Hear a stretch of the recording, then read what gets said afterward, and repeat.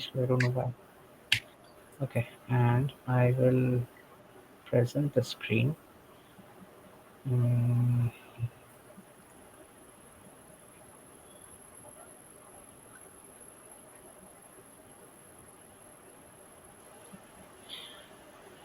okay, can you guys see the screen? Yes.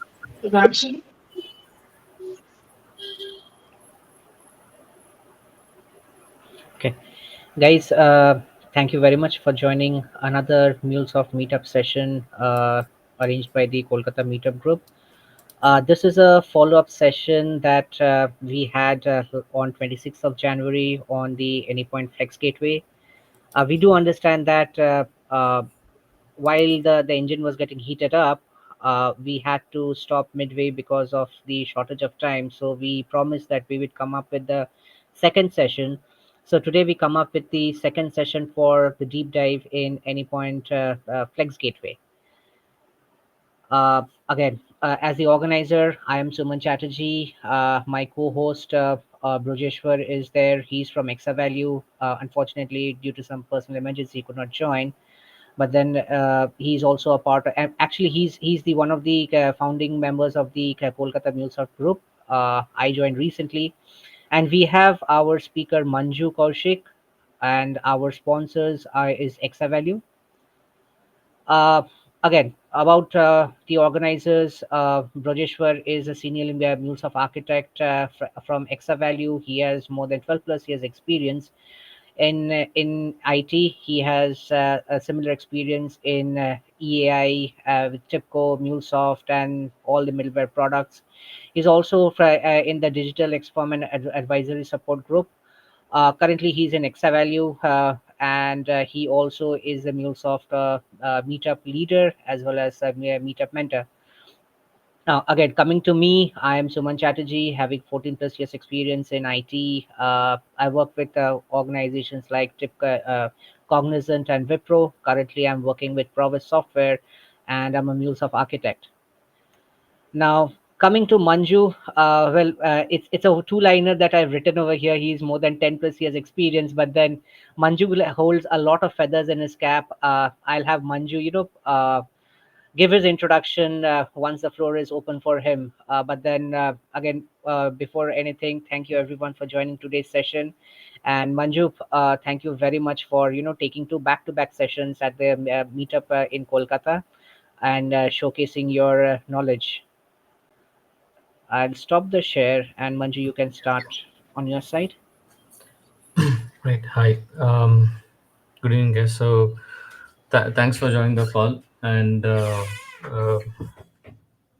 welcome to the meetup session. And this time, it's a continuation from the where we are left off. So, before we get into that, I have an overall of 10 years of experience, 10 plus actually, and I do come from a various sectors within IT. I started my career as a sales um, within Oracle, and then I ended up developing some operating system code in Intel and Motorola. Finally, call it fate, I ended up in integration, and I've been with the integration space for more than 8 years now, 7.5 years, and I'm still counting. And yeah, that's the journey about me in IT. And along with the work, I day-to-day work life, I do also blog a little bit on the technical the knowledge sharing on communities like LinkedIn Learning, Orally, or YouTube, and even Udemy as well. So uh, yeah, that's about me. And eh, last week we kind of uh, got a basic understanding of what Flex Gateway is all about in short, and we saw a little bit of demo. Uh, just out of curiosity, how many of you are attending for the first time, or all of here uh, on the call today? It's the second session. Okay I have missed that previous session. MP এমপিরা সব এ করেছে কি জানিস Sorry, if you can just Manju, type it on chat window, that would be great. let's assume all of them are new. So just give us Okay. a brief recap, and then we can start from there. All right. So, right, let's do that. I'll do a brief recap, and very short, very brief, and the link to the first session would be provided after the end of this call. But I would definitely brief around that a little bit of what we spoke last time. All right. So, let me know if you're able to see my screen. I'm going to share that right away. Everyone. Yes, it is visible. Yes. Okay, good. So last, all right. So it's quite tough to condense the almost an hour of 1 hour 30 minutes of speaking to 5 10 minutes, but I'll try my best. Okay, so we, Flex Gateway, right? We'll again get to a definition after we see all the demos, right? The definition is something that you'll understand once you see the use cases and why we do that. So and even the Flex Gateway architecture, it will be more clear as we kind of end closer to our sessions. Now, in Flex Gateway, there are two important terminologies. What lot of we keep on using that. They specify a lot. One is called as the connected mode, and other one is the local mode. So these two terminologies, the connected mode and the connected mode and the connected mode and the local mode, um, i- i- if you open up the documentation, they specify that with the help of connected mode you can use Dockers, Linux, or any other platforms to build the use cases around that, and even so with the local as well. So what we spoke in the last session is that where does this name connected and local mode derive?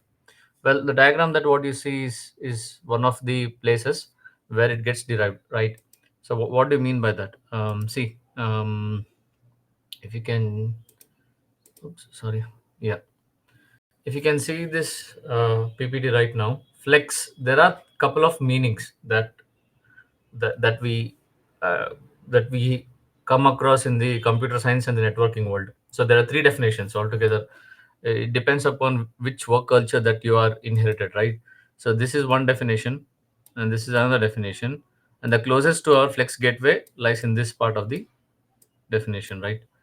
Um, so the term flex ideally was coined by these guys, right?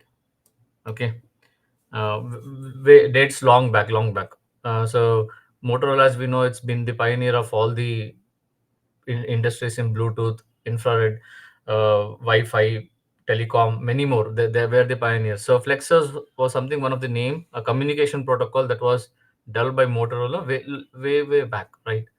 And that's where the name kind of originated. And then we have terminologies that speaks about flex networking, which uses this kind of technology. And we had spoken about this in the previous session, so I'm going to skip that right now. Not going to talk about it. And the closest one is that when we deal with the wireless solution, when we deal with the wireless solution, right? So this is the closest answer that what we can correlate to our Flex Gateway in MuleSoft, right? In Flex Gateway, as I said, there are two modes. One is the connected mode, another one is the local mode. So these two names kind of inherit from this definition, right? And why do we have that is because from this part of the diagram, um, there is a WLC, wireless LAN control, and there you have the VLAN and the access point. Now, if a user tries to, okay, this WLC can be in a different location altogether. Say this can be in Singapore, whereas this particular place where a user can print can be in India. Okay, so whenever user tries to print a message, okay, so it goes like this and comes back and then prints the paper. Okay, so and while that's in place, a tunneling is established here. So that one that goes via Singapore and comes back, you kind of say that I am connected through a remote machine, and that's where it becomes a connected definition. Okay, now if I eliminate this altogether, you have just a flow from here to here. a switch back to this, and that becomes your local. So the concept of flex, it gets inherited by this definition, and that's where the flex connected and flex local comes into picture. If you kind of correlate WLC with your, you can correlate WLC with your Anypoint platform, okay, with your Anypoint platform. And the local is something that which will never be connected to your Anypoint platform. It will never be connected to Anypoint platform, so this will be completely eliminated. And to be honest, this architecture what you see was one of the base setup for even MuleSoft team or on the R&D team to come up with that naming convention, because this is exactly how it works even in your when you start implementing Flex Gateway, right? So this we had spoken in a lot actually, 30 to 35 minutes of time window in the previous section, so I'm just going to not talk about it right now. Yeah, so we spoke about that, and we also spoke about a little bit of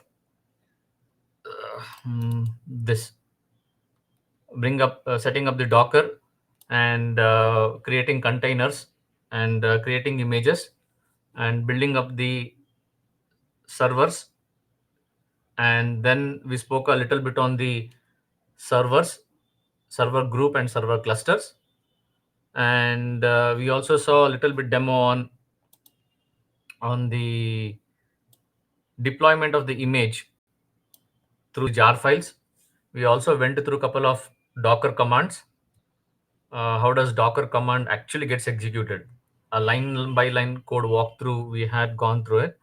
Uh, Whenever you build a Docker file, how do you write even the commands? What does the command means? Why does it even get executed, and things like that. And finally, we had also written a little bit of this. We show that we had navigated to demo 4, but due to time constraint, we kind of stopped it over there. So this is this is what we're going to talk today, demo 4 and demo 5, and then try to wind up the session. So yeah, I would sincerely request to go back to the session 1, because a lot of things have been spoken there, which I'm sure you guys don't want to miss it. A lot of good concepts have been spoken over there. All right. So yeah, let's try to set up again demo 1 and 2 and 3, and 4 and 5 anyways will fall in place as together. Okay, so just let me open the Anypoint platform. Give me a moment.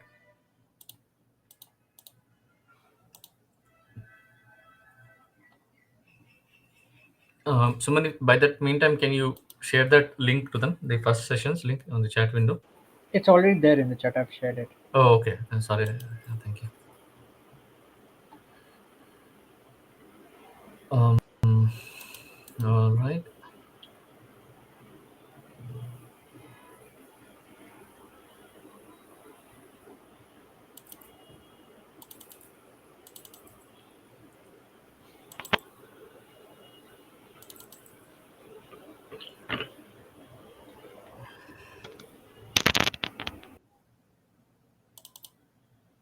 All right.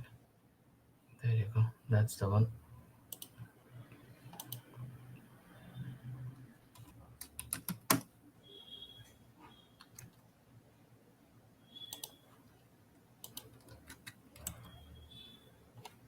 Okay, so to start off, there's already an application running in the Anypoint in the runtime manager, which is running on port 8081.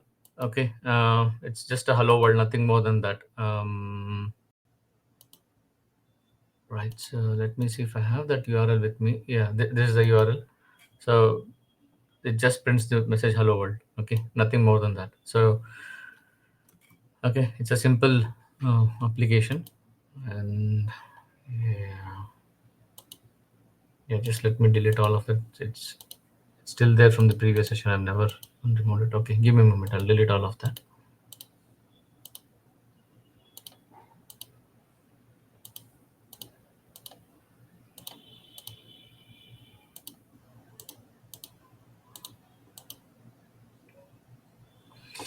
All right, let me check on Flex Gateways. Okay.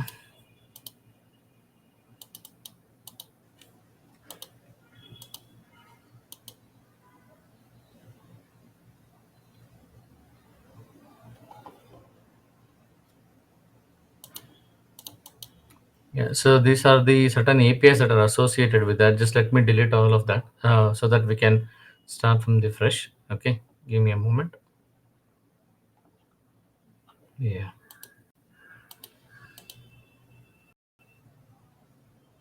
There you go. So one thing, okay. Anyways, since we are deleting the gateway of Flex, right? So we are deleting gateway. Can you see this? So whenever you delete any gateway, obviously this will be available in gateway will be shown as deleted for next 7 days. So whatever you have seen here as deleted, it's been not that not that far away. It's just been a while. So if you can see second from yesterday, so it will be there in this particular platform for 7 days, and then it will be auto removed. So that's something that it's you have to be aware of it. Okay. um so these are dockers, and we had already created certain images. Let me see if I can just delete them and recreate it again. Okay, so good. So here is a setup. The setup is something like this. Okay, you have a Docker file which is in Windows. Okay, and then you have a Mule standalone distribution file. With the help of the command prompt, and you execute the command, and obviously, I hope you would be a lot of people would be knowing about WSL. So Docker kind of utilizes the WSL to set up its base because of a Linux based platform. And with the help of the Docker file, you set up an image in the Docker, and then you spin up the containers. You can see you can spin up the containers, and the port that I'm using is 8091, 8095, 8096, 8097, right? So, and in the previous session we had also spoken a lot on the difference between incoming port and the listening port, right? So there are two things. Majority of the documentation, they do speak about always 8081, and they stop it like something like this, right? 8081, 8081. But there was no amount of information given why we keep it as 8081 or 8081. So it's not that you have to always give this port, right? This can be changed even to 6050, okay, or 6040, and so does even this as well. You can change it to the any port numbers. Again, when I say not any port numbers, you should have certain principles on how you define the port numbers, but it is not restricted to 8081 alone. Okay, and that also we had seen extensively in the previous session. So I'm going to skip that now and directly run the commands. So this is a Docker file. Okay, this is a Docker file.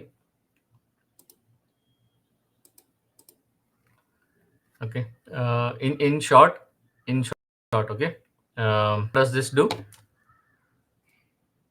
You set up the Java environment. With the help of this command, create a directory, and there's a zip file. If you can see, there's a zip file which is available over here. This particular zip file, this zip file. Okay, place it in a work directory. This is a work directory which you have just created it here, and then point it to this work directory. Unzip it. After you unzip it, move that into this new directory called mule directory, and remove the zip file. And once you have moved all the image setups in this mule directory, set up the mount point like C drive, E drive, F drive, G drive, something like that. And once you set up the mount point, expose the ports which are required for our work, and finally execute the command. Start the server. So that's all it in short. Not going to talk more on that. Okay. So just let me run this command, and yep.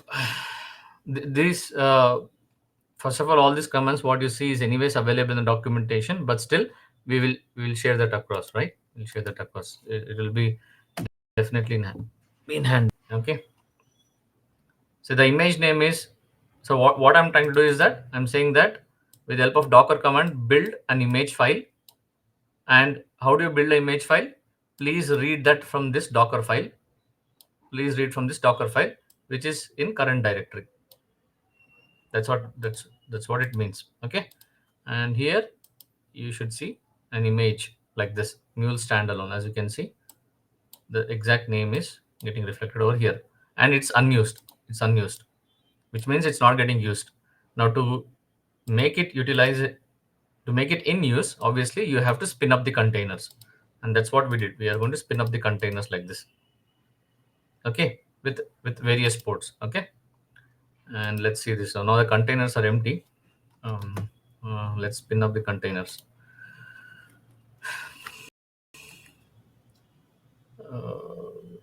Right, 80 91. Okay, let me change to 80 95 6 7 and 8. So again, there's one a listening port and other one is an incoming port. Okay, so just be aware of that. There's a listening port and an incoming port. All right, so just let me copy this and paste it.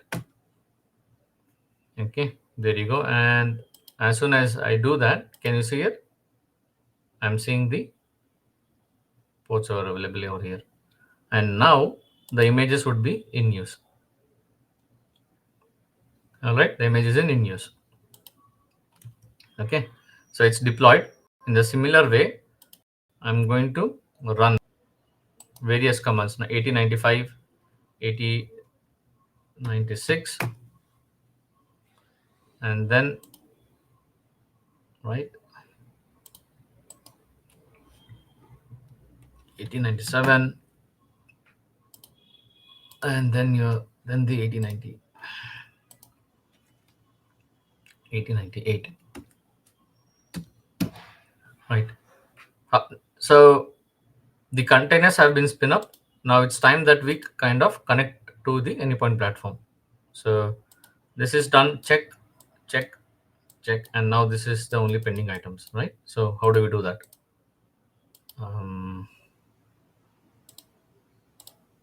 So here add a server and then give a server name. We had just taken, we'll give it as 8095, this name itself, the incoming port. Okay, so copy this command, this particular command. Okay, and then go to this guy. Okay, oops, sorry.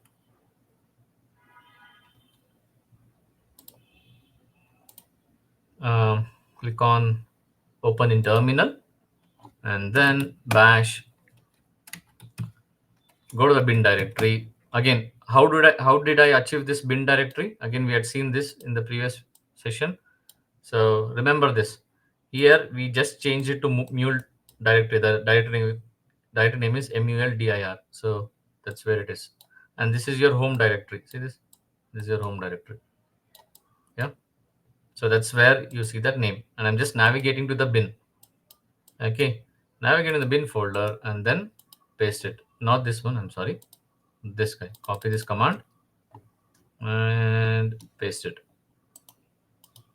That's your 8095. In a similar way, I'm going to perform for 8096, 7, 8.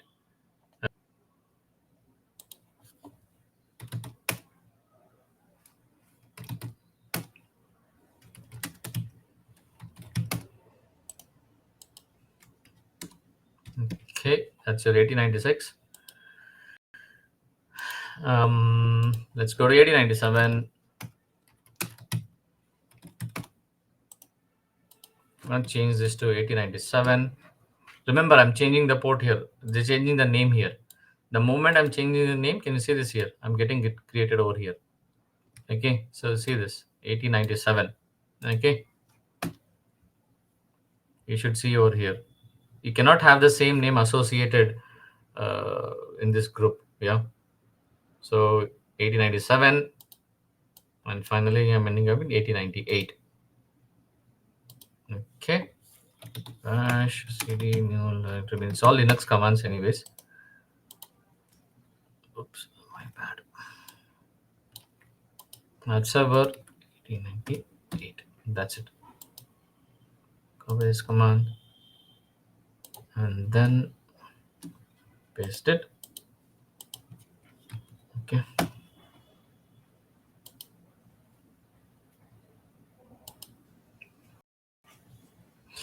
Okay, so it's all running, but it's still in created. We have not yet started. To start off that, obviously you need to kind of do something like this. All right, like this. This is what we had done. We had seen all these things in the previous sessions. Now, the moment once it's done, you will see this from created to connected, connected to running. There are two states. From created, it moves to connected, connected to running.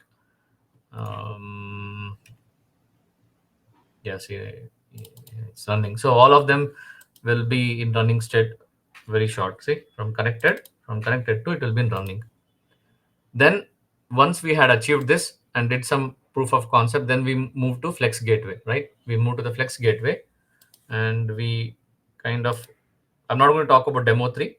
We'll go to demo 4 and right. So in this diagram, this is what we just did right now. And we are going to perform this. And how do we do that? So let's understand this a little bit. This also we had seen the previous session, but yet I'm going to talk about it. You have Windows, obviously WSL, where that's where the Docker setup is there. And you're going to execute this command, which will create an image in the Docker, with the help of command prompt. And once the image is set up, a YAML file will be created. And then we will execute this kind of commands, the Docker commands, with the help of the registration YAML that will spin up the containers. Okay. And we had seen that. So, and we also spoken about why do we do that? What is the identifier? Uh, what is the purpose of it? Yeah, we had spoken that a lot in the previous session. So just go through that as well. Okay. So let's directly jump into the Flex gateway. Click on Add gateway. Okay. But before that, you need to have a directory, something like this. You need to create a directory. I've just created a directory called Flex and connected. At this moment, it's empty. There's nothing. The file is empty. So here there are various options, right? We had selected container and Docker and the set of commands which is already available over here. This first step will create an image in the Docker. So just take this. Okay. By the way, this would have come up by now. Yeah, it's deployed. So if it's deployed, then that's good. Okay. Okay. So I'm going to just create an image, which means again you will have somewhere over here very soon. Okay.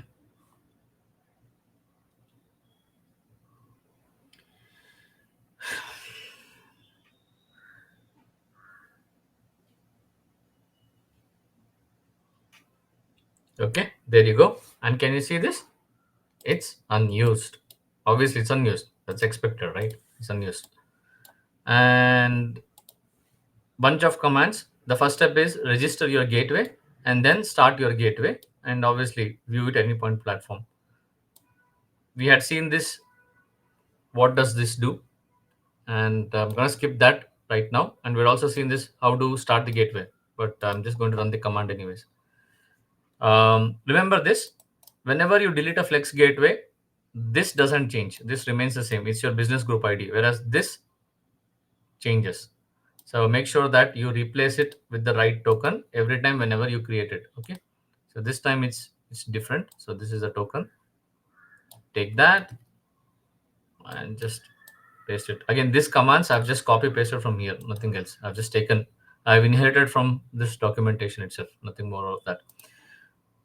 Remember, you just do not copy this as it is and execute in command prompt, because this particular command, wherever there's slash, it works good in Unix. Okay, it's kind of saying that I'm going to a new line, but in Windows CMD, it doesn't work out. So just be careful of that. And also we had seen this about unique identifier. So there is a limitation of how you set the number. You cannot exceed a particular range. I think it was 2 to the power 16 minus 1, I believe.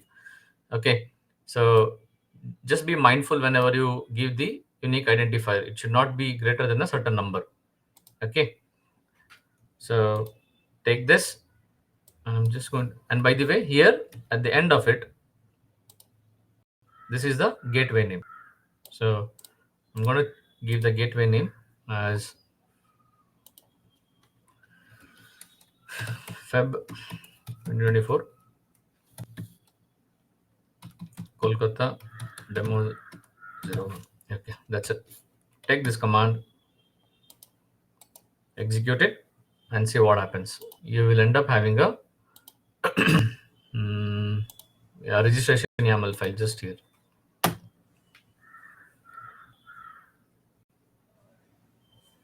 All right. There you go. As you can see, the registration YAML file has been created. And as we had also seen in the previous session, that this contains an information something like this, which gives the information for the Docker. What am I looking at? At the same time, the public certificate informations. Okay, right. This particular certs. Okay, so and yeah, now that's done. And it's then you execute this command. Same, you spin up the containers, docker run, and the port is 8071, 8072, 8073. Incoming port, listening port. See, this time I've deliberately used as 8071. Here we used 8081, whereas here I've used 8071. See this? It's a deliberate movement to remove that myth of 8081. Majority of the conversation when you have with the technologies, it's always 8081, 8081. That's not true. It's a myth. It has to be eliminated. So you have the flexibility to choose the ports of incoming port and listening port, and that's the reason it was a deliberate movement to make you guys aware of that. And here, this is the image name which we just created here. This is the image name, and this is the location where the YAML file has been just created for us. Okay, so I'm going to run this command and see what happens. This time I'm going to bring up this guy, not this one. Okay, here I'm going to go to Flex Gateway, see what's going to happen now. Okay, see, it's already in place and it's 0 replica, which means there is no gateway associated with it. And let's see what happens. I'm going to run this command now.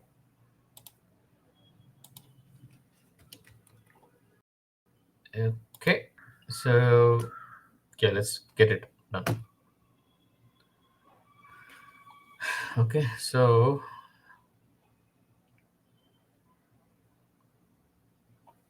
okay, starting the workers. You see, one replica and it's connected. Now we are going to put them into a cluster. Okay, now 8071, 8072. Okay, so you should see, you'll be seeing 2 right now.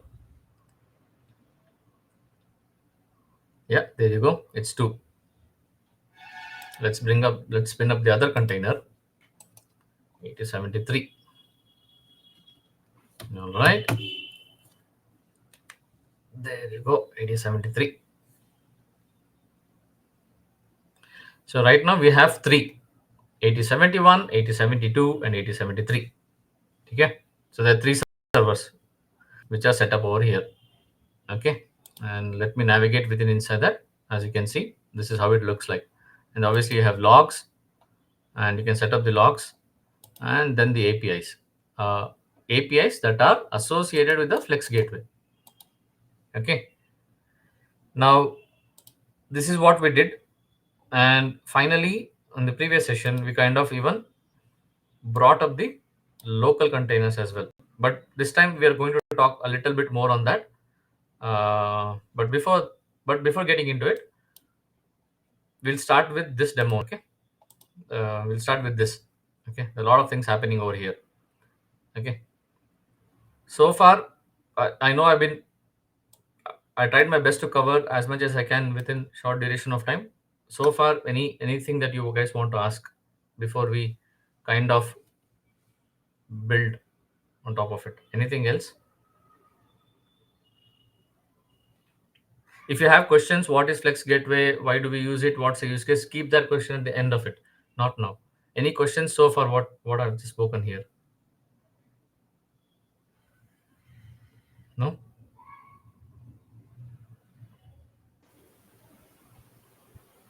All good. Yeah, there are no questions. I have one question. This is Anuj. Yeah. Hello. Yeah, go ahead. It's not a question actually. Can you please repeat the part where you were showing the registration YAML? What details it contains? I somehow missed that part. All right. So see this. This contains a specification information, the metadata information. Am I on mute? Okay, no. Right. So a metadata information and the Okay. certificates. Okay. And does MuleSoft provide these certificates? No, no. Right. So this is a different concept altogether. How this is generated. Yeah. So Right. right. So whenever you create it, it inherits the property of that Anypoint platform and gives it for us, so that it creates a mutual authentication between the MuleSoft and the one that I'm not inherited with from the MuleSoft. Right. So Oh, okay. it is created by that. It's a mutual two-way handshake. How this is created, Hmm. I will talk about it in depth. No, this is very good actually. We need to talk about it. Okay. So Why a keygen concept you are saying, right? Um, when Jen, we create a key store and a trust store. that's the start point. Start Mm-hmm. correct. Right. It's a start point.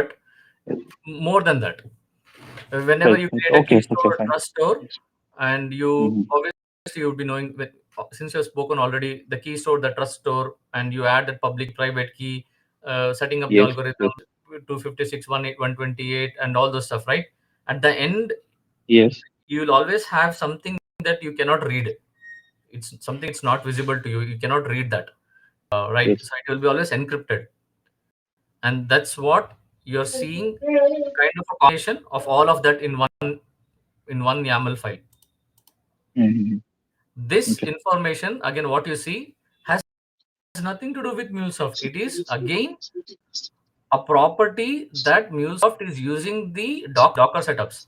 If you have seen the Docker files, how it gets generated, all these things, what you see right now, has nothing to do with MuleSoft. It is just creating a blueprint for you to talk between Docker and the Anypoint platform. It's just a blueprint. Now, if you end up Mm-hmm. using Linux and the other one, right, you will get this, but the blueprint would be a little bit different from this. Okay. Okay, so Okay. maybe after Docker, I don't know whether if time permits, if there's a way I can show that Linux, right, that would be really nice. I don't know. Let's see, right? Okay. Okay. Cool. Thanks. Yeah. Yeah, thanks, man. Okay. Okay. So I think Nikhil has a question. Nikhil, you've raised your hand, right? Yes, yes. So Manju, you were showing that we are setting up those servers, right? Like we created 3 or 4 servers on the Docker, and now we are going to connect it with the MuleSoft Anypoint platform. So is there a limitation on the number of servers that we could create? as of now, I've not come across any limitation as such. I've not seen any documentation that talks about limitation. No, Okay. there's no. But obviously, the base minimum is that you would not create more than three. I mean, like, see, even if you are running any, uh, why I take this three is reason is because if you have worked on technologies like Kafka or any messaging systems, right? So there is a concept of zookeepers and brokers, right? And there is a concept called as quorum, and that quorum is something but nothing but it's like n plus 1 minus 2, n plus 1 by 2, sorry, they always set up that formula, or 2n plus 1 by 2. You take this formula and set up the zookeepers and the quorum, and this is same for even the other servers. When you try to build up the clusters, right, you always have some quorum limitations of how you look at it. So 3 is a very basic minimum you need to have whenever you create a replicas, right? It's really basic. And that's the reason I've taken 3 replicas, nothing more than. But you can create more, obviously. There's no limitation. Okay. And I don't know the difference between trial account and the gold titanium account, whether they have it any, but I've not come across in documentation. If I get it, I'll post it on the forums. Yeah. Sure. Perfect. Thanks. Yeah. Now,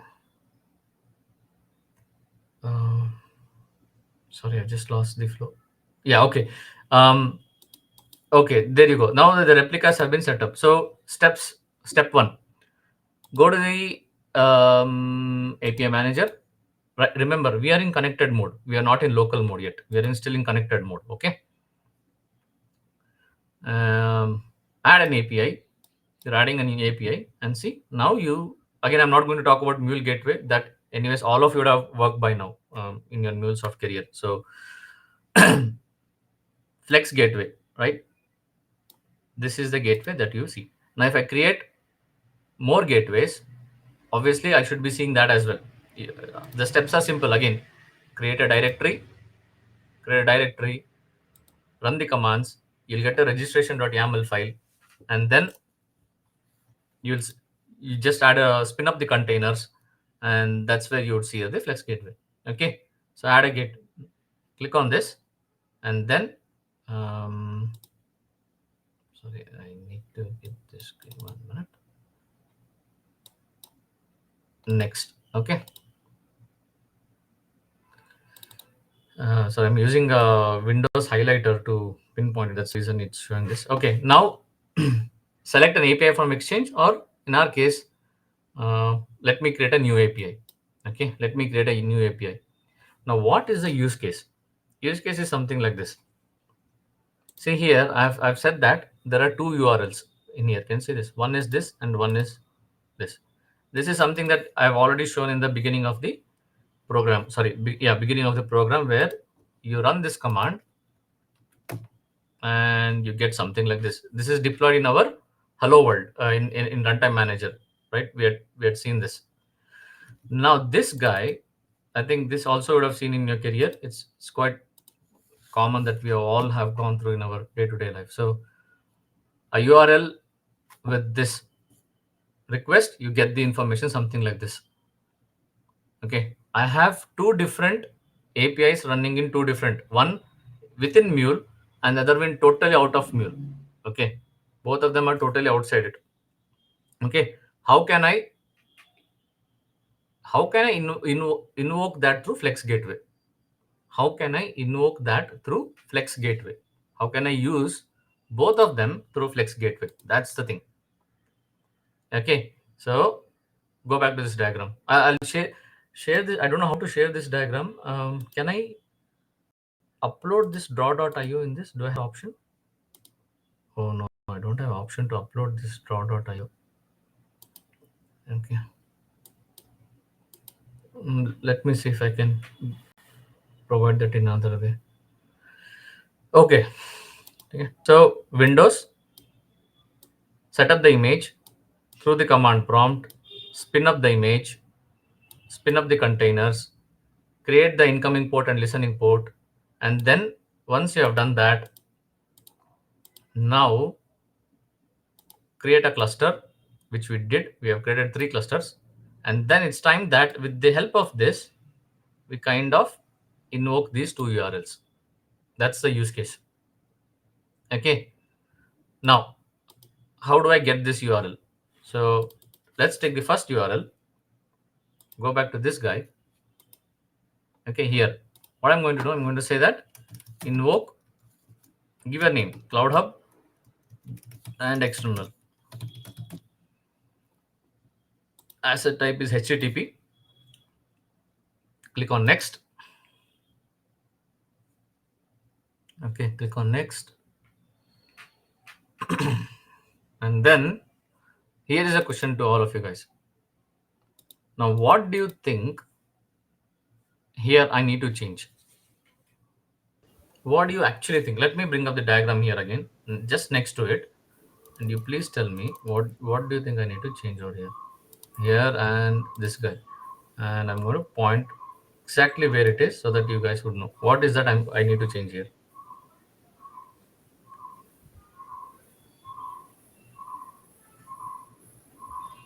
Guess, Madi. Just take a guess. Maybe port number. Okay. So yeah, what port number do you think I need to provide?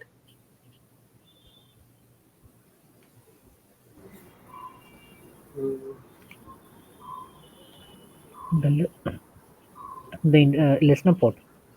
Sorry, The listener port. and that would be 8071.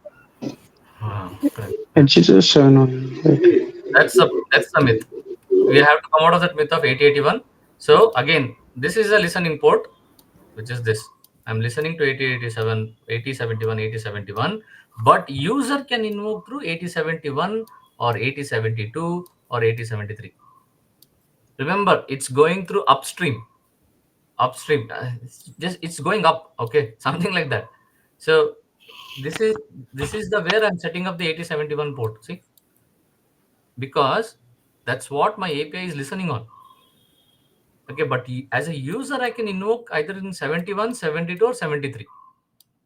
Okay, I'm not going to set up any base path. It will just create unnecessary longer URLs. I'm just going to skip that. Go to next. Now see this upstream URL. See, it might sound fun, but the name upstream itself says that I'm yeah, it's going in the flow, right? It's going in the flow. So the first URL what I'm going to take is this. Okay, so just paste it as it is, the URL, and obviously I'm going to remove this URI path, and I'm going to just provide over here /post. Okay, I'm going to give a name for it. Okay, just going to give a name for it. This is a route label and upstream label. You can just an identification factor. Obviously, you have an option to select these things, right?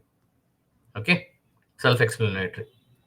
Now, then what I'm going to do, this is one route. The second route is our runtime manager. So if you go to runtime manager, where I've deployed the application already. Okay, I have already deployed an application, which is hello world. Okay. Okay. Anyways, the URL is anyways with us here right now. This is a URL, right? This is a URL, hello world. I'll take that. That becomes my second route. Okay. This.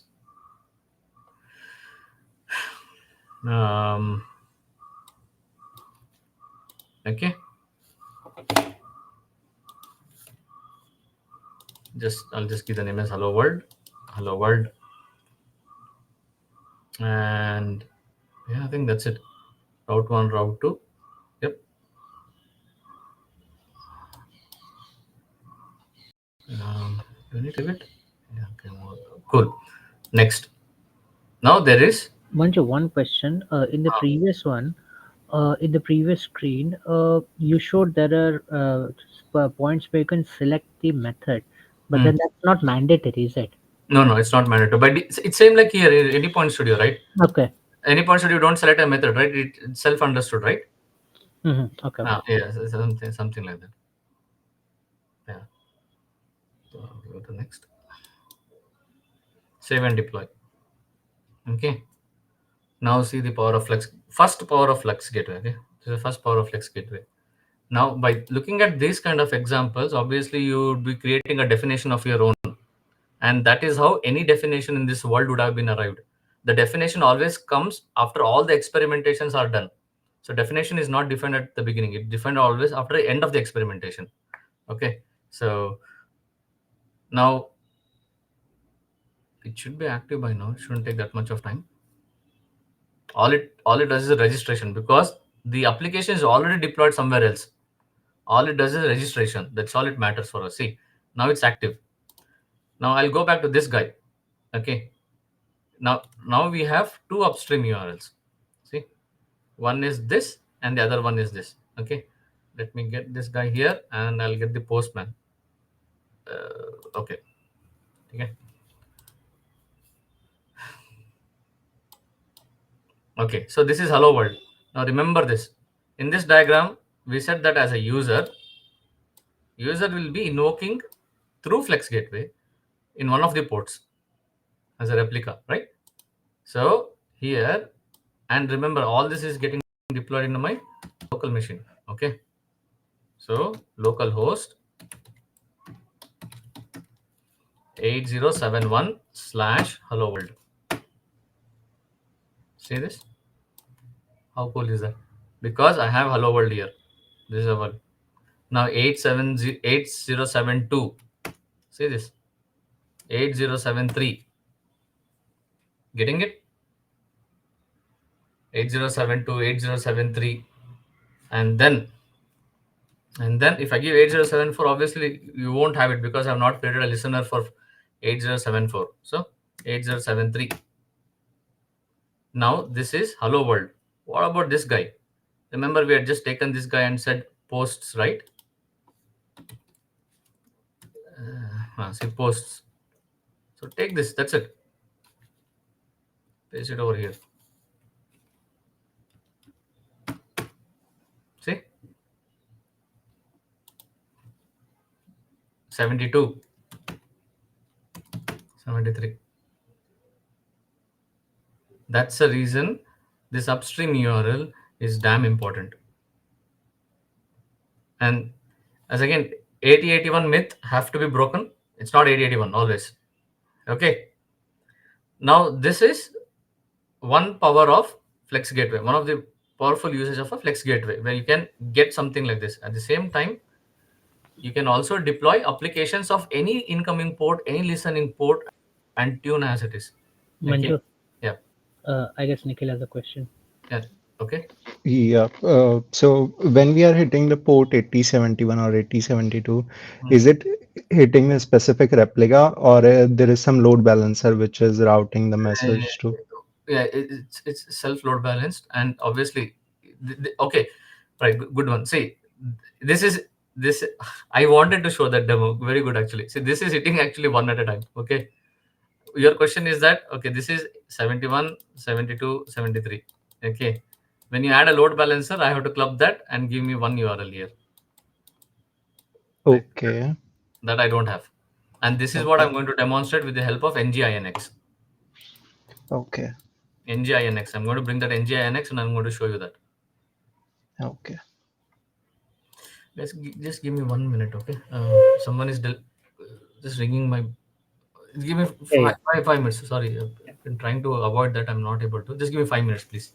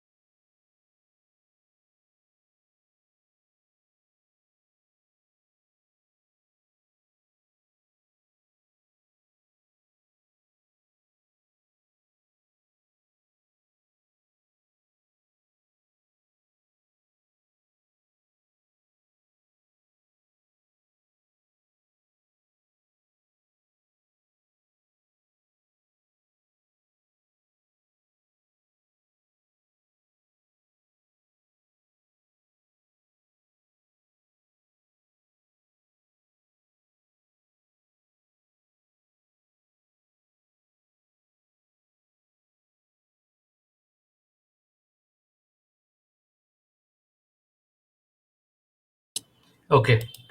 Now, okay, can you hear me, right? Sorry, sincere apologies for that. Okay. Um, you can still can hear me, right? Yes, Hello. yes. Okay. Good. Now, see what we are going to do. Now, this is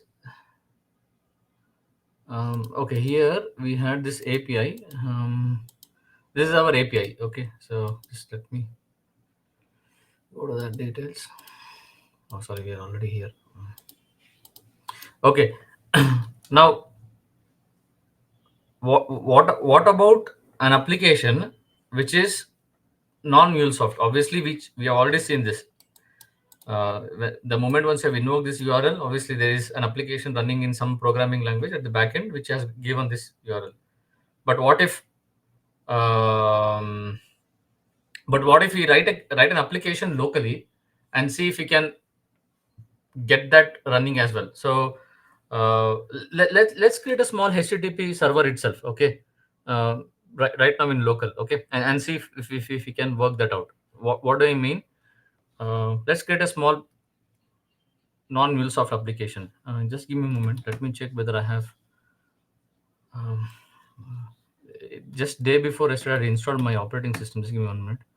Yeah, I have Python. Okay, yeah. Okay, give me a moment.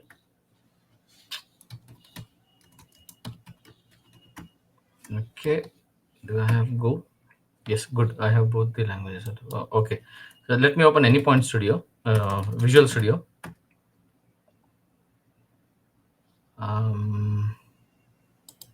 It's empty. Okay, so I'm going to create a small program right now. Just check this out. Okay. Um, Simple web server, and I'm going to use Golang. Okay. Just yeah, I'm going to create a small one, and let's see if we can work this out. Okay. Give me 5 minutes. I'll just complete it. Um, I don't have the code right now with me.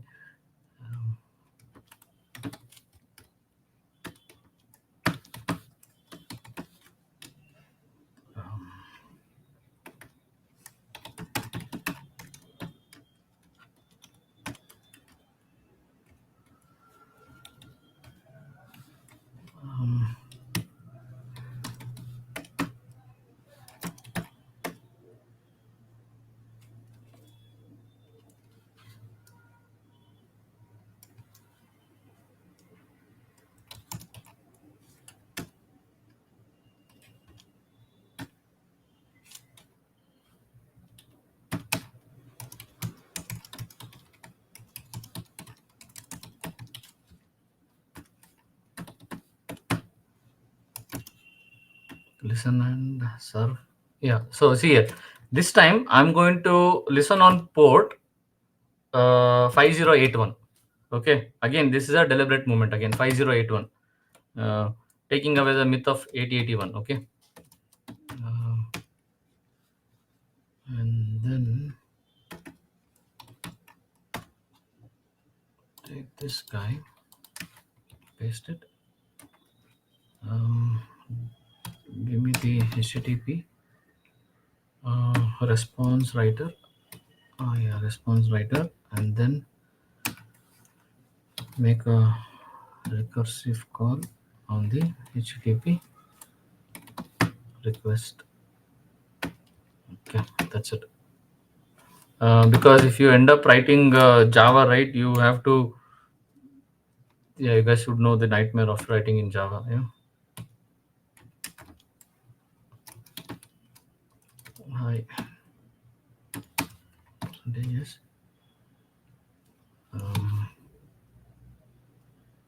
And then r dot URL dot path, and I'm going to go for an infinite loop. Okay, so I think this should work, I guess.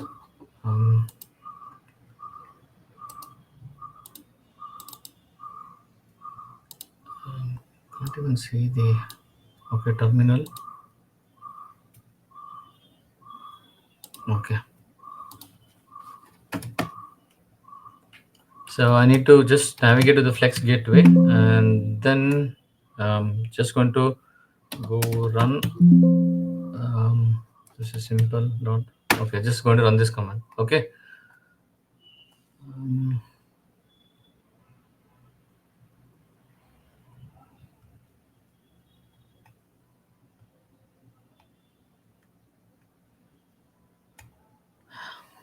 Right. Okay.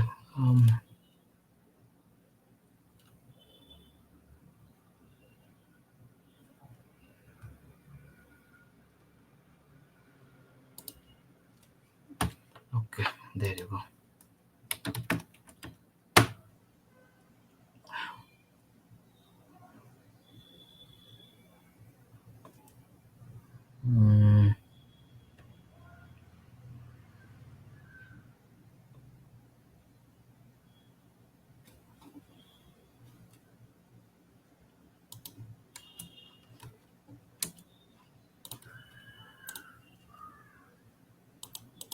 Mm, sorry, I'm not sure what's the mistake here. I wish I had. Okay, I think it's working now. Okay, let's see. Localhost 5081 and slash. I'll say Manju. That's it. See, yeah, good. I got the request. Can you see this?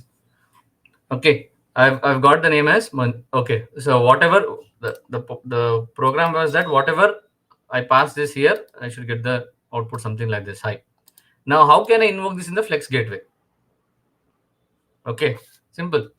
Let's take this, and I'll go back here, add upstream.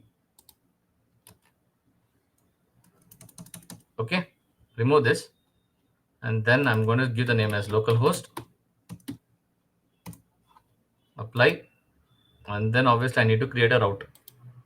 Localhost. Here, select that route, and then slash. Instead of Manju, I can give MuleSoft. Right? Okay. Now save and apply. Okay, save and apply. All right, I think there will be a mistake. Help me out to figure out what was the mistake. I think this will not work, but still, I want you to help me out. Okay. Now it's 5081. Right now it's 5081. But obviously, we will not call 5081, right? We'll be calling 8071, 8072, 8073 with different names, right? So if I end up giving slash, I'd given as MuleSoft, okay? Slash MuleSoft. Why do you think this failure has occurred? Any idea? Ideally, it should have worked. Because your incoming port is defined as 8071, but here you are defining it as 5081, right? That's okay. Here also, here the port was 8081. Here 8081, and here we didn't even know the port. At least here we have the port, so that's okay. See, we will listen in eight. User will, okay. Now if I go back to this diagram, okay. So what has just happened is that we have added another thing here. Okay, just let me expand this.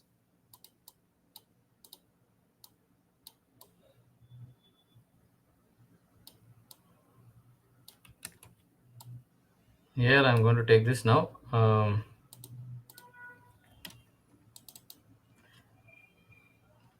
Paste. This is not even paste. Okay. Okay. Now what has happened?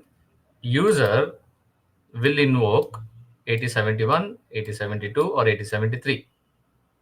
Obviously, it will listen on 8071. And we have anyways deployed that in the Flex Gateway, where we are saying that my incoming port is in 8071. And that internally, we have also configured this guy with this particular URL. So this 8071, the moment once I pass the URI parameter, obviously it will translate to one of them. It has nothing to do with 5801, because the port anyways will be translated in a way. So yeah, here Any other guess, guys? Any other thing? What do you think just might have happened here? See here, upstream connect error. See it's an upstream connect error. It's not able to connect with this connection failure, transport failure. So it's a transport failure, which means it's not able to understand this guy. This it's failing to figure it out. Right? What is this? Now to do that, ipconfig, get this guy. If you are using, again, how do you need to see this? Right now my computer is connected to one of the through cable, okay, Ethernet port. So obviously I will be dealing with this Ethernet adapter. Now if you don't have an Ethernet port and you are connected to Wi-Fi, you need to somewhere search in between here. Now if you are connected to Ethernet port and parallelly to Wi-Fi with whatever devices that you have, and also connected a VPN like this.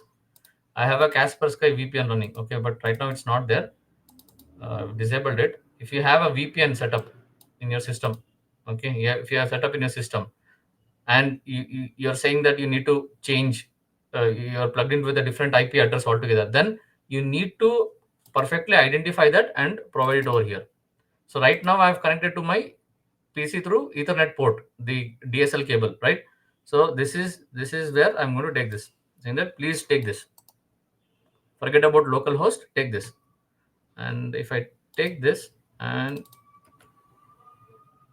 does, and in case if it doesn't work, guys, it's the only reason is because the only thing is that I might have connected to multiple things which I might have not remembered it. So this is the solution, okay? So and here you need to select that, okay? Select that, save and apply, okay? Save and apply. Okay, now is it applied? Just let me check that. 8071. Okay. Okay. Now I'll go back to this guy. See, that's what it means. So make sure that you have set up the file properly.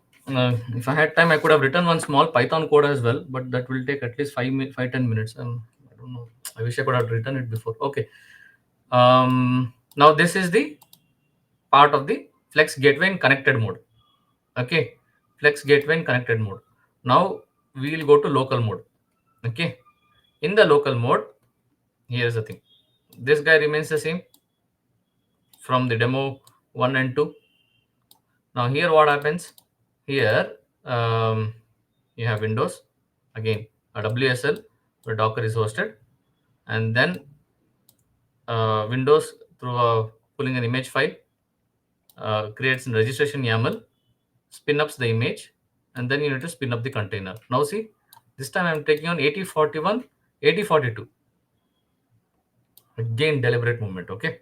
Taking away the myth of 8081, okay? And with now here in the connected mode, we used this guy to call with this, okay? Now in the local mode, there is no Anypoint platform at all. See, there is no Anypoint platform. This guy is not there here. So which means all this URL, whatever you configure, all the URL, whatever you configure will be in this a new file here called, yeah, this new file. Okay, let's get into a demo of that. Okay, first step. Okay, an empty file. Okay, empty file. Next, navigate to that path.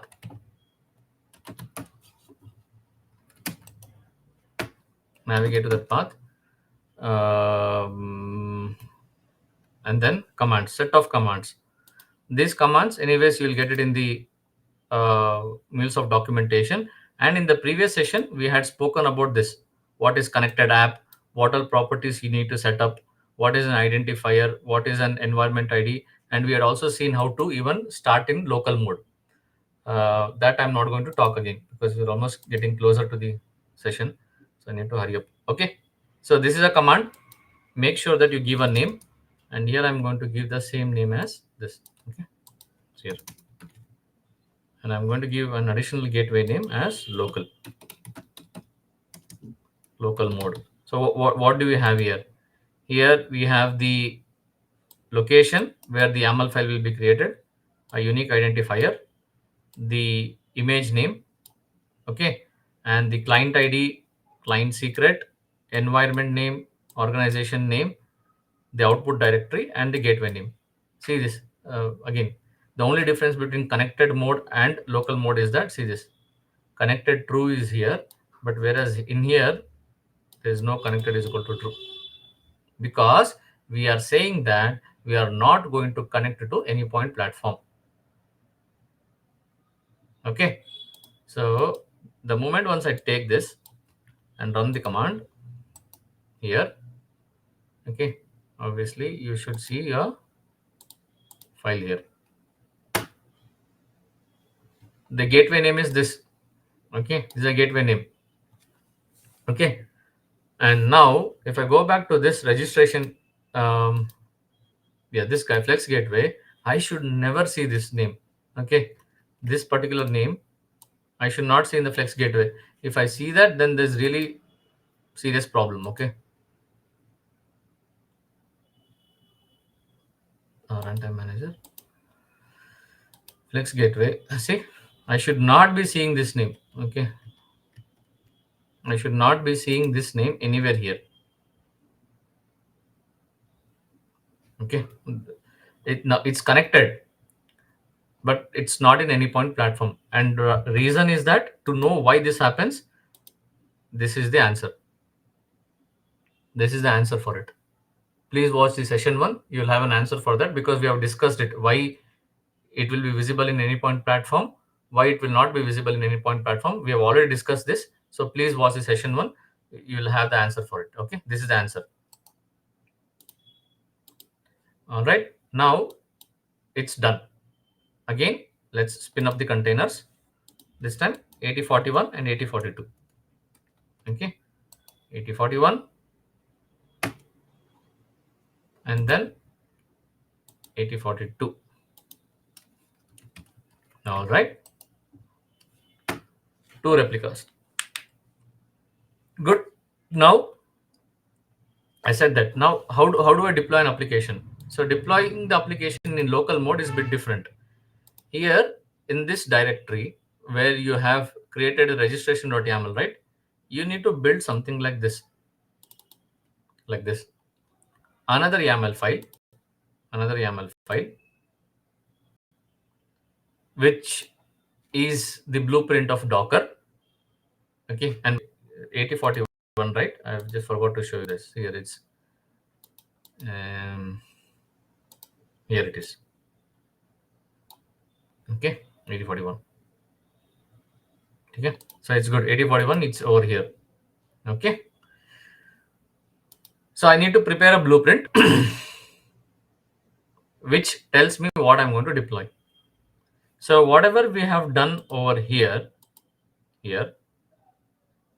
similar way, whatever we have configured, this we configured in API manager, but here we don't have API manager in local mode.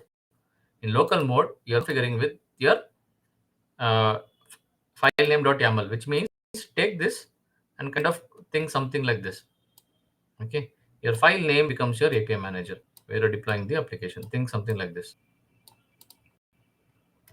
Okay, this is what I wanted to tell. In local mode, your file name.yaml becomes API manager. So let's look at a little bit. Okay, so metadata, obviously the name. Right, so I've deployed in, remember, in 2 ports, 8041 upstream. Remember that upstream, what we just said, that's the name. See, 8041 or 8042, you give any one of them. Okay, 8041 or 8042, and then 2 application, same. Here we call it a service. These are all Docker commands. Okay, nothing to do with MuleSoft again. So these are the 2 APIs. One, let me bring this guy over here. Maybe that would be clear. Here, if I go back, this is something like this. Okay, see this. The upstream label name, the upstream label name, the address, and obviously the URL path. Okay, again, upstream name. Here I've given the other one here. Sorry, upstream name, path, the address. So here I've created three APIs. Three APIs. Okay, one, one, two, three.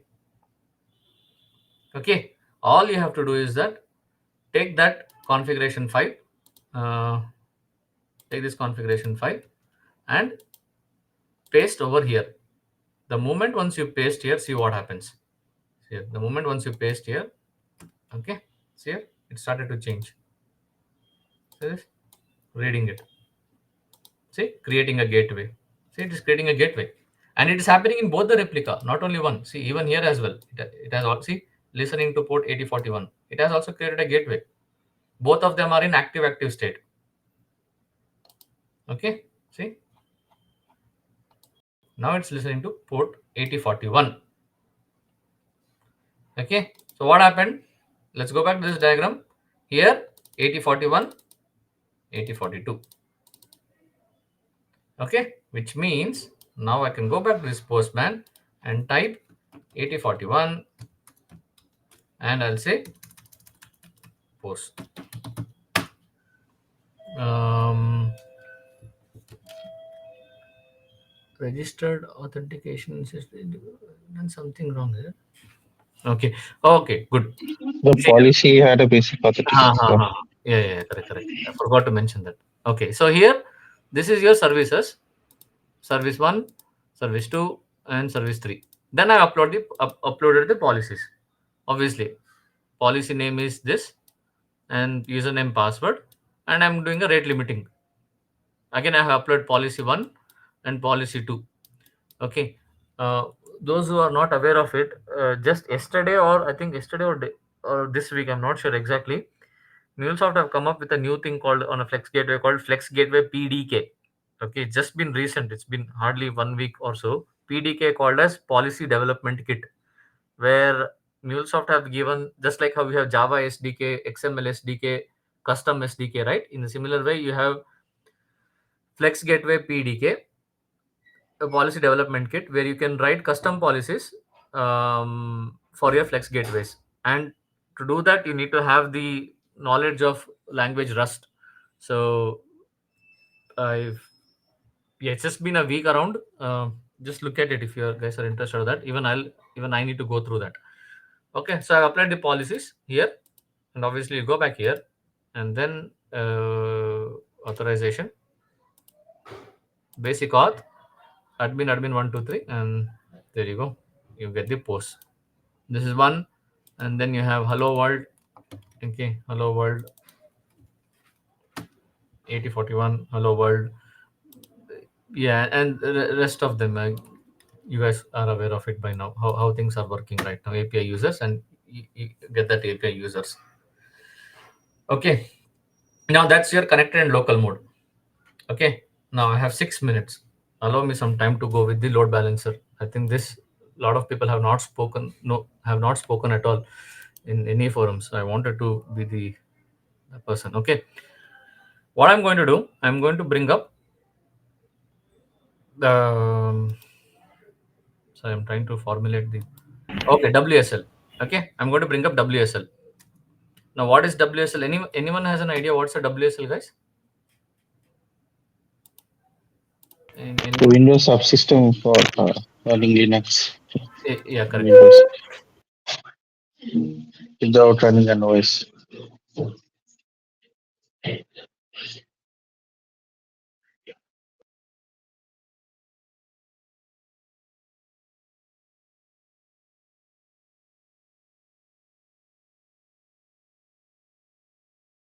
Yeah, so yeah, it's Windows subsystem for Linux. That's correct. So no, that's a full form. Correct.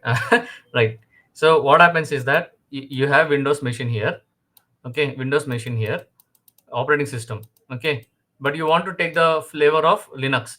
So you create a separate mount point for that, and there's a concept of hypervisor and all those stuff. Okay, so you create a separate mount point and you say that give me a little bit of space where I want to install a small operating system. You can say Fedora or Ubuntu or any other thing. Okay, and I'm going to say that I'm going to install an operating system, give me a little bit of space in Windows, in Windows.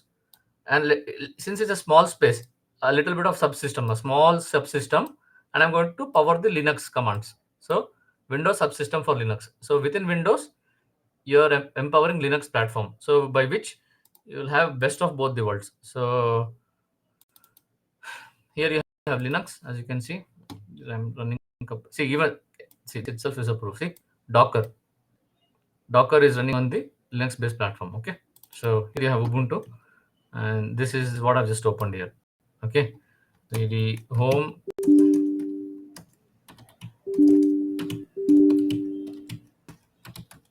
Okay, so you can take the best of both the worlds. See, mkdir test, and here if I just refresh it now, you should have it here. Sorry, here it is. Oh yeah, here, there you go. See, test. Okay, that's a thing. And yeah, so here I've installed a software called as NGINX. Okay, which will help you to facilitate for the load balancer thing. I'm not going to talk about what is NGINX and all those things due to lack of time. I'm just going to start the server. NGINX, it's, I think it should be restart. Okay, yeah, so if you restart the server, then ideally you should have, if I just type localhost, and it runs in port 80. Yeah, there you go, it's up. Okay, this is the one. So what I wanted to do is that please pay attention to this. The path would be available here in somewhere here, etc NGINX.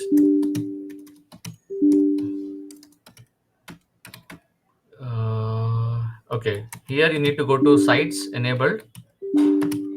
Those who have set up this worked on load balancer before, they will be aware of it, what I'm doing. So open this command, open this file. Default is not a directory, it's a file. And here, see this. Okay, now there is, I've created one name called these things what you're seeing, it has to be uncommented, and this have to be written. See, I've created a name called as it's a default name. Okay, upstream. Okay, what I'm saying, I'm creating an upstream with the name as sample cluster, and I'm listening on the port 8050 and 8060. Okay, localhost 8050 and 8060. So this is a command that you have to actually write. Okay, 8050 and 8060, something like this. Do I have this? Okay, I'll come to this. 8050 and 8060 server 8050 8060. Okay, and then let me scroll down a little bit below here. All right, there you go. See this upstream again. Remember when you had seen this particular name upstream. Okay, see here in Anypoint platform also you have seen this upstream here. Somewhere there was a thing called as upstream, right? Add upstream. See, are you getting it? This has again nothing to do with MuleSoft. These are all the concepts that are already been there, and MuleSoft have used it very wisely to curate the story in a well formulated way. So whenever you see in these options, you have to always see where it is actually coming from. By that you can able to connect very well. See, I've created an upstream, which means from Flex Gateway I'm navigating to these URLs. Flex Gateway, I'm navigating these URLs. In a similar way, now with the help of load balancer, and I'm going to go for an upstream path. Okay, that's what it means. So here, this is a sample, this is a name, and the port is 8050, 8060. And I'm going to say that, take this name here, I'm using over here, which means that I'm saying that my URI path is slash hello world.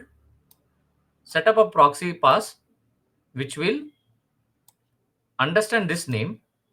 Understand this name.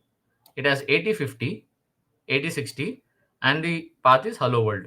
These things, I wish I could speak more, but not the right forum. So I've set up something like this. Okay. Now what happens? I need to deploy an application which will talk about it. So let's go this and let me see if I have an application.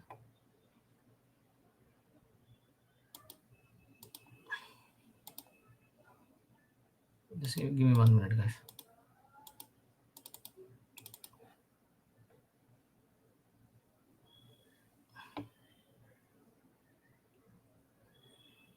Yeah, 3 to 4 minutes, guys. We'll end up the session. Yeah, just 3 to 4 minutes. Won't consume much of your time. Okay. So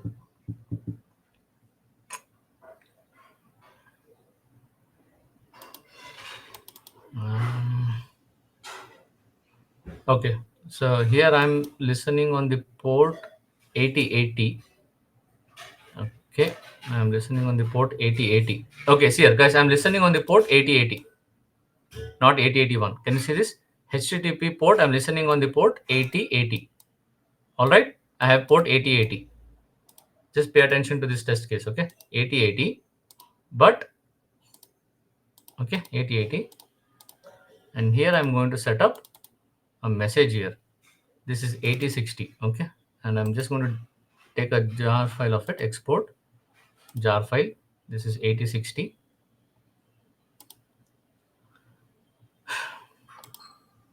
Then I'm going to say learn MuleSoft 8060. Okay, and okay, now you guys will be helping me to design this test case. Okay, now what has happened? I'm here. Let me take this itself. That's enough. We'll go here. Take these two guys. So here I have one port which is on 80 a jar file. Okay, a jar file, jar one, which is 8080. Okay, which is listening to the port 8080, and the other one a jar 2 here. um, where is this command? So this one is 8050, one is 8050, and the other one is 8060. 8060. So far, are you guys with me? 8050 and 8060. Okay, so okay, this I've just taken 8050. I'm going to change the name as 8050. Remember, I have not changed the listening port. Here, this is still listening in 8080. 8080. But I've just changed the message here from 8050 to 8060. Okay, just change the transform message. Export. This time it's two jar files. 8050. Okay, 8050. So now, obviously, 8080 will not be deployed in your Cloud Hub. It should be 8081. So where do I deploy? I'll take the power of containers here. I'll take the power of containers, which means that what I'm going to do here, I'm going to already I have an image here. Remember, I already have an image here. So here I'm going to take this Docker command. Okay, and I'm going to run it. I'm going to first of all create a port. See how it's all connected. So I'm going to take on this. And what do you think, guys? I have to give the port here. What do you think I need to give the port here? 8050. Okay, 8050, and the listening port is Is the HTTP connector port? yes, this guy 8080. This guy, see Then it 8080. should be 8081, I guess. No, come out of that myth of 8081. Why? Okay. I'm trying to break that myth of 8081. No, see here, I'm listening to the port 8080. So this is where I'm listening over here. But user will call in 8050. Since 8080 I cannot deploy it on Cloud Hub, I'm using Docker, where I already have a image file with me. Okay, so see this 8050. Okay, 8050. I'm going to create 8050 and I'm going to create 8060 here. See this, another command on 8060. 8060. Obviously, I will be having two ports here. See, 8050 and 8060. Now this I need to connect to the Anypoint platform. How do I connect to Anypoint platform? I'll go back to this guy here and add servers. Add server here. Here, 8050.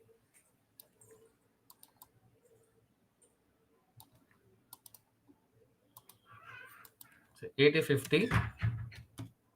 Copy this command. Go back to this guy. I'll go to this 8050. Bash. Sorry. Should I have opened it by now? Bash. cd mule directory bin. Okay. Sorry. The cd just picked up. Okay. See, I think I was stuck. Okay. cd bin. Okay. Paste 8050 in the similar way, and I'm going to start 8060. 8060 here.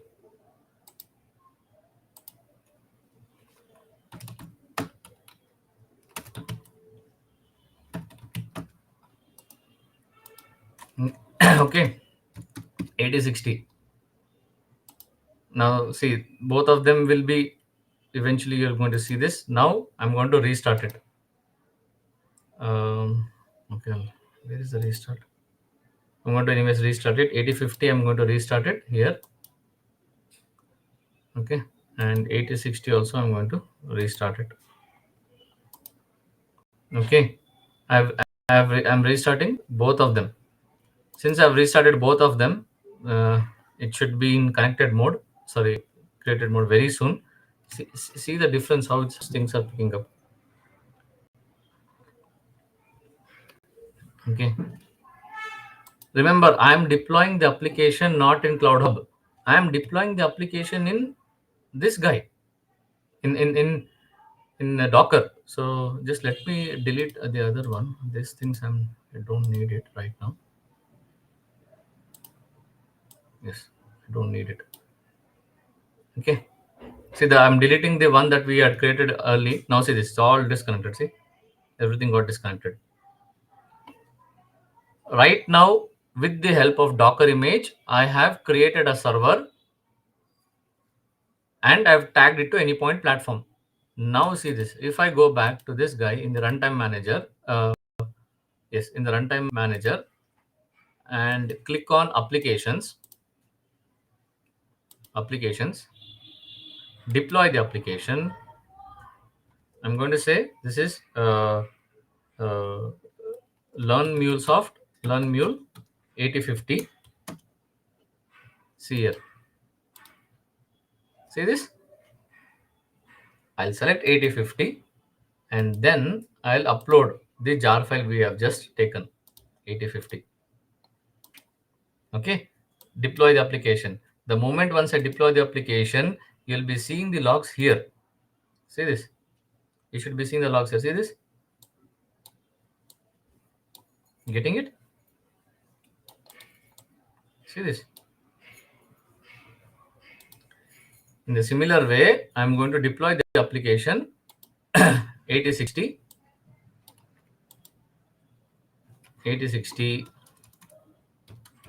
by selecting here 8060.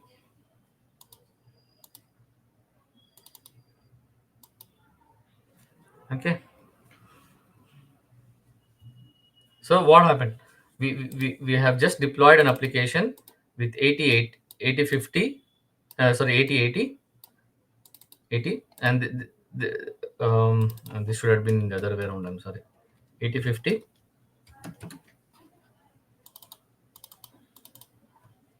8060, 8050. I'm sorry, 8080. Yeah, this is our HTTP listening port. Please remember, this is our HTTP listening port. 8080 is our HTTP listening port. Okay.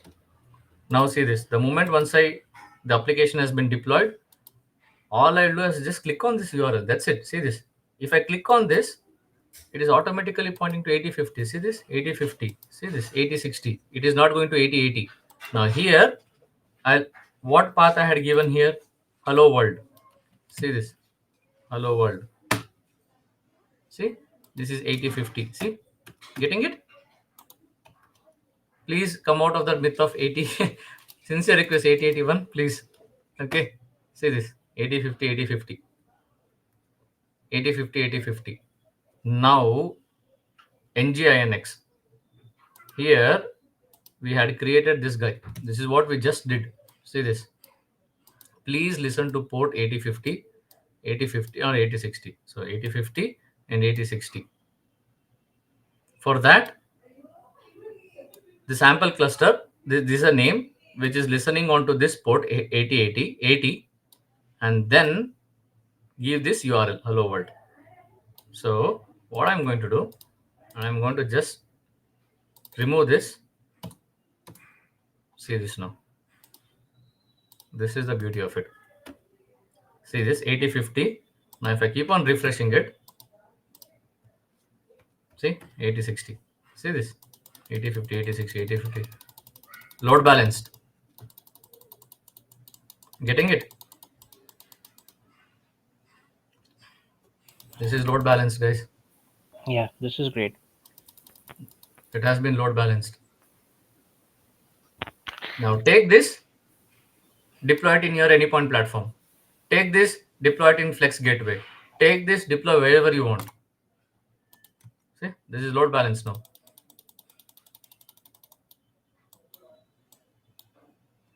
Okay, that's the story of load balanced. And with that, we're going to wind up this tutorial, this session, this meetup. And one thing I wanted to show you before we say we just say goodbye. Here is that I don't know why. I think this is something that I've to speak with. Okay, see here. Okay, right now I have this FlexWay running, which you have 3 replicas here. Okay, so I'm going to stop one of them. Control C. Okay, so I'm just going to refresh this now. Yeah, so if I go back inside this, if you navigate within this, I can see I have only 2, but for some reason it shows 3. It's a bug or cosmetic. I don't know. If anyone has any contacts with the MuleSoft team, just spread the word across. Okay, so even if I try to delete it, if I try to close the other one, it does instantaneously. It will close, but still, yeah, it's still there. It's even though it's 1, it shows as 3. That's something that I noticed. I don't know why it's still there. Okay, now with this, do anyone want to give it a try? What is Flex Gateway in short? Anyone, please.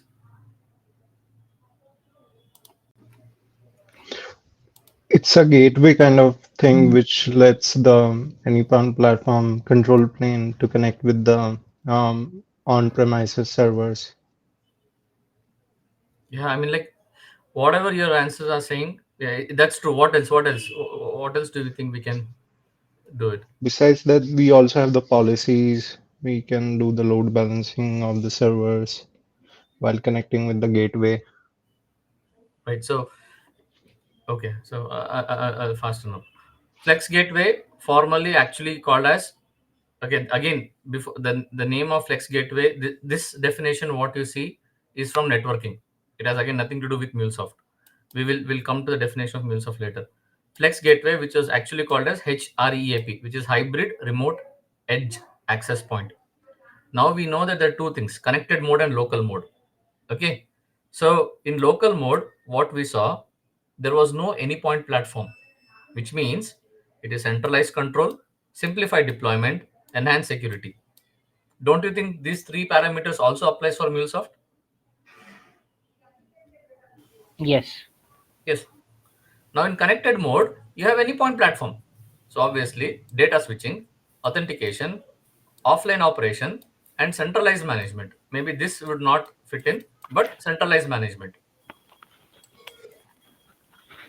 Same properties fall in definition for your Flex Gateway. Okay, same.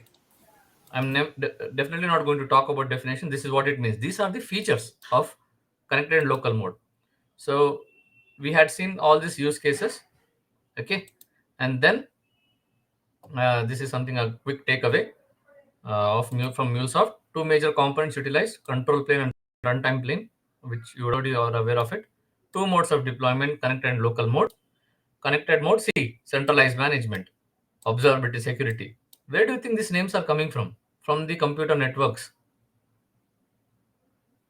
We just saw the PPT here, and that's the same name what even MuleSoft also have rated it, because that's the property of it.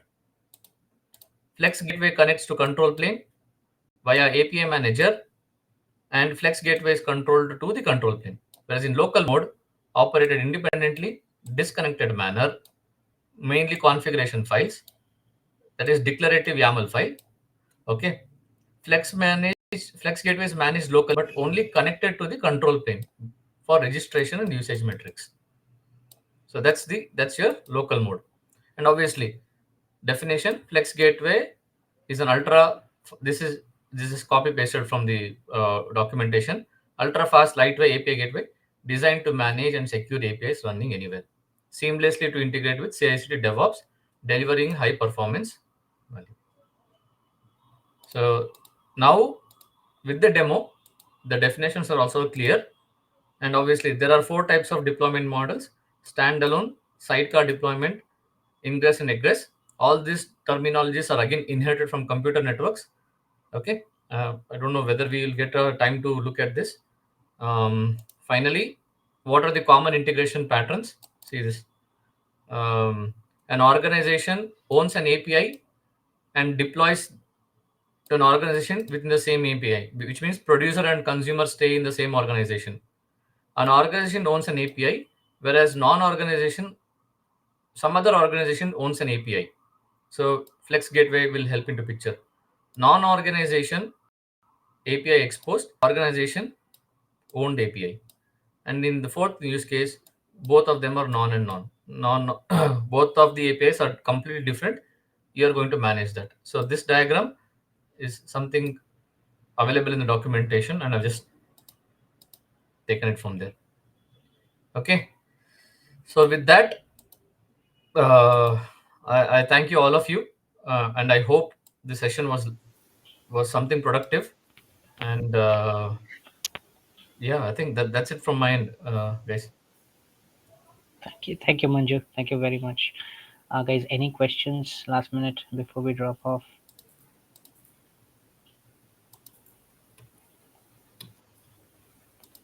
Anything that you guys want to ask? No. Yeah, one question is there. Suppose, uh, like I'm taking one example, Flipkart. Okay. Hello. Yeah, I can hear you. So in Flipkart, we are posting multiple requests. Like everybody is trying to buy one product, Mm. and they have some limitation. Means they can accept 1,000 requests, correct? And Flipkart, beyond that, I don't know. Maybe. any website like buying any suppose car or anything we are trying to buy, Mm. and that time what is happening, like it is reaching the request, and you said na load balancer, Mm. it will reroute to the other server. Means Correct. uh, so so suppose we have selected 3 and 4 servers. So Three. this load balancer is continuously load balancing, and wherever it is getting free, and it is redirecting to that server, correct? Correct. So suppose that is reached, Mm-hmm. means that 4 also reached, then how we will manage other things, like how we can avoid this thing, like we have tuned only 4 server, but Okay. mhm. Are you able to understand my question, or Partially, Manish. Sorry. There are four servers. Uh, means load balancer is doing his job, okay, but at some point maybe he's getting failed, then how we will manage that one? Load balancer itself fails. Yes. So If how load, we will manage? We don't want, means we want all requests requests should come. Means we don't want to lose any other customer. How we will achieve that one? yeah, okay. Someone can correct me. Someone, if load balancer itself fails, then the request itself will not be reached to any server because we are configured in such a way that it, we don't point to the server IP address directly, right? So we don't do that. See, right? Okay. Here is the thing, man. I'll tell you. First of all, you can configure the way you want.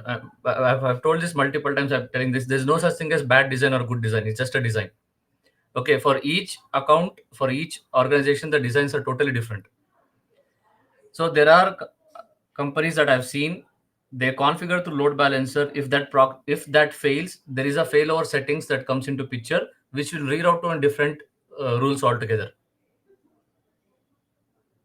Okay, there are certain accounts which they configure from load balancer to the API, and if the load balancer fails, everything fails. There are accounts where they would have configured to load balancer. Some of them might be active, some of active, some of them might be standby active. As I said, I told you right in the beginning the concept of quorum, 2n plus 1, n plus 1 by 2. Remember? Mm. So these kind of principles they would have applied everywhere. So there is no straight answer I can give right now. Sorry, Manish. I don't know. It depends upon how you have set up the architecture. Ideally, most of the accounts that I've seen that load balancer is the entry point for them. What happens after that depends, purely depends. Your API gateway comes into picture, your firewall rules comes into picture, your routing principles will come into picture, lot of things will come into picture.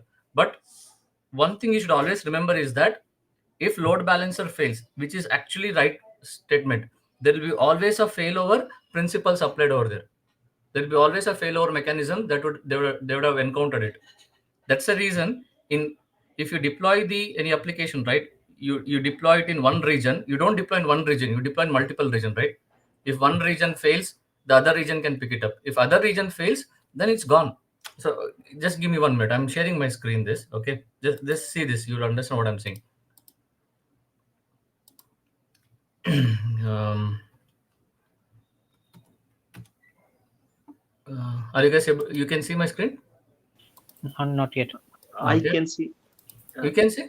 Okay. No. MuleSoft Mentor only I can No, see. no. Your screen is not visible. Okay. Okay. See here. Okay. So right now you can see. Yes. Okay, see, this is what I was talking about. This is one of the Kafka setup. Okay, now this particular rack is nothing but your server. This guy, okay, this guy, okay, server. Now this might be deployed in India. I'm just saying, okay, and this is controlled by 3 zookeepers. In the similar way, this entire setup I can deploy it in another country, and both of them will be talking to each other, and both of them will be load balanced in another way. If this guy is dead, this would pick it up. If this guy is dead, everything is dead. So, and this particular zookeeper, what you see right now, you think them as your load balancer. This is your load balancer. Assuming there are 3 servers, this is your server one, server 2, server 3. Okay, and this is your assuming this is your load balancer. Okay, this is your load balancer. What you're saying is that If this guy is dead, what happens to this server? Will they get the request? Yes. If you have a fail safe over design done, you will get the request. How do you set it up? I don't know. I don't have a direct answer for that. If load balancer is dead, yes, you can still get the request. Just talk to your team members or any senior technical architects in your account. They should have an answer for that in the project what you're working on. Yeah, okay, I can understand. Yeah, thank you, Manju. You're Whatever you getting said, what I'm saying, right? yes, yes, sir. I'm Ah, getting. okay, thanks. All right, guys. Any other questions? Uh, Otherwise, thank you very much. Thanks, guys, for joining today's session. We'll again come back soon with another session on MuleSoft. Okay. Thanks, Okay, Manju. guys. Thanks, Have Mark. a happy weekend to everyone. See ya. Yeah, happy weekend. Thank you, Thank Manju. you, everyone.